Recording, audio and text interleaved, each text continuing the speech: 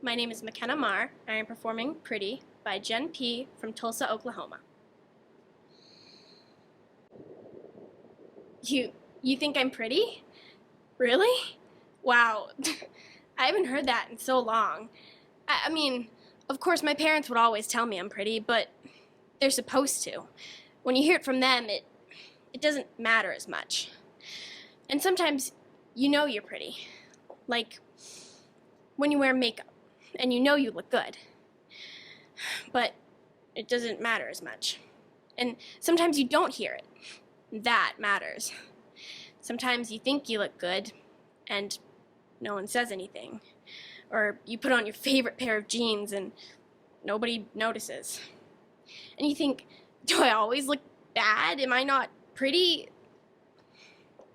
That's when a "you look nice" seems to matter the most. I've never been a victim of bullying. No one's ever told me I'm ugly. Because, well, actually, no one's ever cared enough to tell me I'm ugly. No one sees me, even if I was pretty. What does a pretty face matter when it's covered by a sheet? A blanket of obscurity. A pretty nothing. What do you think is worse, being known as ugly or not being known at all? Sometimes I wonder why people don't say it more often. Just "you look pretty" can change someone's day. Then I realize I don't say it very often. I don't tell people they're pretty when they are. And it's weird because it's not like it hurts to say that. It helps both you and them. You feel good by making other people feel good.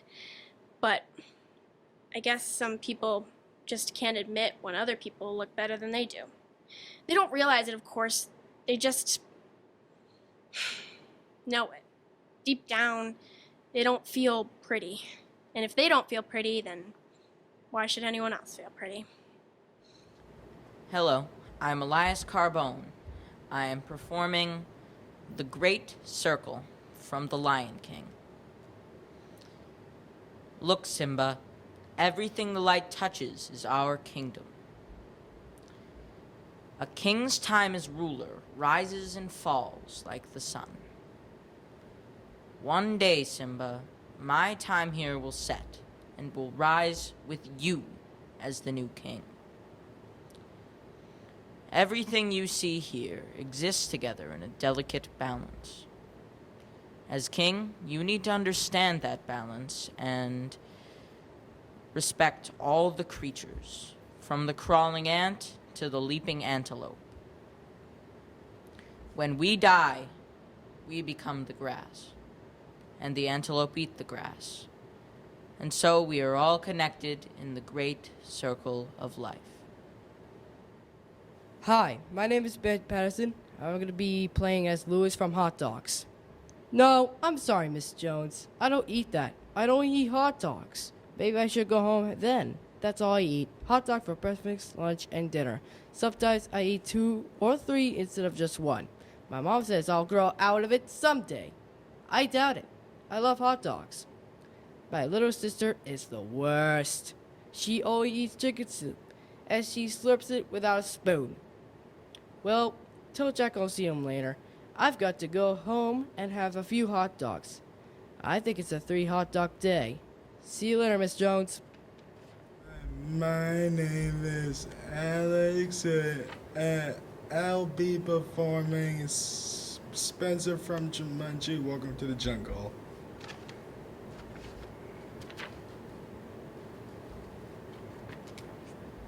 Wow, my strengths are fearless, climbing speed, boomerang, smoldering intensity. What just happened? I think I just smoldered.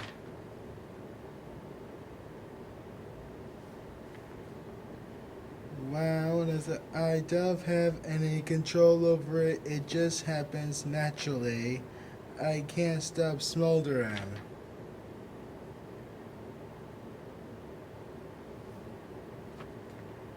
Anyway, we must remember to work together. Let's see. The game is trying to tell us to keep our health up. The end. Hi, I'm Fiona Overstreet, and I'm performing the first Dear Evan Hansen letter from the musical Dear Evan Hansen. Dear Evan Hansen, today is going to be an amazing day, and here's why. Because today, all you have to do is just be yourself. But also confident. That's important. And interesting. Easy to talk to. Approachable. But mostly be yourself. That's number one. Be yourself, be true to yourself. Also though, don't worry about whether your hands are going to get sweaty for no reason, and you can't make it stop no matter what you do, because they're not going to get sweaty. So I don't even know why you're bringing it up, because it's not going to happen, and all you have to do is just be yourself. I'm not even going to worry about it though, because it's not going to be like that time that you had the perfect chance to introduce yourself to Zoe Murphy at the jazz band concert last year, when you waited afterwards just to talk to her and tell her how good she was, and you were going to pretend to be like super casual, like you didn't even know her name. Like she would introduce herself and you'd be like, sorry, Chloe? You said your name was Chloe? And she'd be like, no, I said Zoe. It's Zoe. And you would be like, oh, see, I said Chloe because I'm very busy with other stuff right now is the thing. But then you didn't even end up talking to her anyways, because you were worried that your hands were sweaty, which they weren't that sweaty until you started worrying that they were sweaty, which made them sweaty. So you put them under the hand dryer in the bathroom, but then they were still sweaty. They were just very warm now as well. Hello, I'm Anthony Tonino, and I will be performing my monologue, and it's the multiplication train. And here's the story right now, and it's about the 13 dozens. The locomotive arrived at the junction. The driver said, "How many cars do we need to take?" The driver requested 13 cars for the trip. The driver pulled over at the station, and the station master said, "Mr. Train Driver, I need you to put 12 crates in every car." The train driver said, "Sure, I will do this." Now there are 13 boxcars behind the locomotive. The driver put 12 crates in each car. How many crates is that total? Well, I did my math right, so that is exactly 156 crates. It took a long time to load all the crates. The driver said, "What's inside those crates?" The station master answered, "Those crates have flour and sugar, and they are going to the bakery." The driver spoke to him. "Okay, great. Thank you." "You're welcome," said the station master. The driver headed to the bakery and was careful not to make a mess. They went up the hill and down the hill, over the bridge, through the tunnel, and soon they arrived at the bakery. The crates of flour and sugar were here. The baker spoke. "Just in time for the baking competition. Thank you, driver." "You're welcome," said the driver. The end. Elf. My name is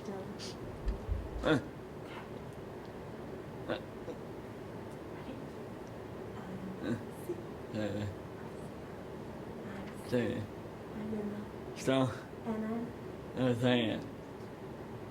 hey, there's no singing in the North Pole. No, it is. No, there's not. Stay. You sing all that? Time. Especially only me. Toys. See. This is The Winds of 2020, written by Jonah Pishkin and performed by Jonah Pishkin. Fear, chaos, pain, These are the words that would most likely be used to describe the year that we are in right now, 2020. We've had our ups, but I think what we most focus on is our downs. However, there is a part that we can't see because it's really small. And what that is just a speck of hope. We can all make it through the rest of this year and hope that 2021 isn't as bad. Because what we need to do is unite as one to save ourselves and everyone around you that you may love. But our job is to find one thing, to find light, because there is that light. And I bet that you might also be able to see it. What you need to do is look up at the stars and try and find it, because it isn't just in the universe. It's around all of us, and that's all we need right now. Hi, my name's Callie Gillen, and I'll be rehearsing a monologue from Criminal Minds. Sometimes there are no words, no clever quotes to neatly sum up what's happened.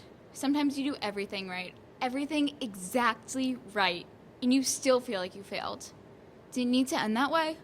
Could something have been done to prevent this tragedy in the first place? 89 murders at the pig farm. The deaths of Mason and Lucas Cherry make 91 lives snuffed out. Kelly Shane will go home to try to recover, to reconnect with her family. But she will never be a child again. William Hightower, who gave his leg for his country, gave the rest of himself to avenge his sister's murder. That's 93 lives forever altered, not including the friends and family in a small town of Serena, Ontario, who thought monsters didn't exist until they learned they'd spent their lives with one. And what about my team? How many more times will they be able to look into the abyss? How many more times will they be able to pick up the pieces of themselves that this job takes? Like I said, sometimes there are no words, no clever quotes to neatly sum up what's happened. Sometimes the day just ends. Hi, I'm Lucy. I'll be performing Linda from Pay Attention. You can take me back to where you picked me up, please. I appreciate it. No, I'm just gonna be fine. I just need to take a hot bath and clear my mind, you know. You just need to get the right... just need to get the right before I decide how I'm gonna handle this, if you don't mind. I really don't feel like talking. I appreciate your kind words, but I like to be alone for now. Thank you, thank you. My girlfriends have been telling me for months about him, but I couldn't let myself believe it. But then I just started paying attention. I started noticing these changes, and it led me to think differently. And now I'm sitting in this damn taxi cab, having the shock in my life. You can pull me over right here. This is close enough. I'm just gonna walk the rest of the way. My name is Kaylin. Province, Lizzie McRae from Two Half Men.